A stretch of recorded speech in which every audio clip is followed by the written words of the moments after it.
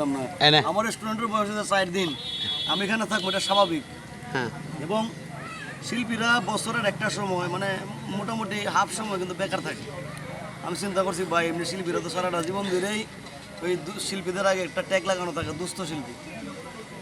আমার শ্রদ্ধা বড় ভাই আসিফ আকবর, আসিফ ভাই আমার একদিন কইছে যে আশিক জীবনে দুস্থ শিল্পী হবি না, শিল্পীরা দুস্থ না।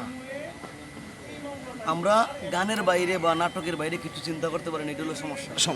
বাট আমরা যদি সময় মতো আমরা ফিউচার নিয়ে চিন্তা করতাম তাহলে কিন্তু কোনো শিল্পী দুস্থ হয় না। আর আমার এটা হলো শুধুমাত্র যে বিজনেস, যেমন আমার গ্রামের এলাকায়, এটা আমার গ্রামেই ধরেন, আমার কথা হচ্ছে মানুষ আসবে, কেউ কিছু খাক না খাক, আড্ডা দিব, আড্ডা দেওয়া কিছু না খেয়ে যাক, আমার কোনো আপত্তি নেই। বাট মানুষ আসবে এখানে এসে কিছু সময় উপভোগ করবে। যদি কারো পকেটে 20 টাকা থাকে একটা চা খেয়ে যাবে, কোনো আপত্তি নেই। রাইট।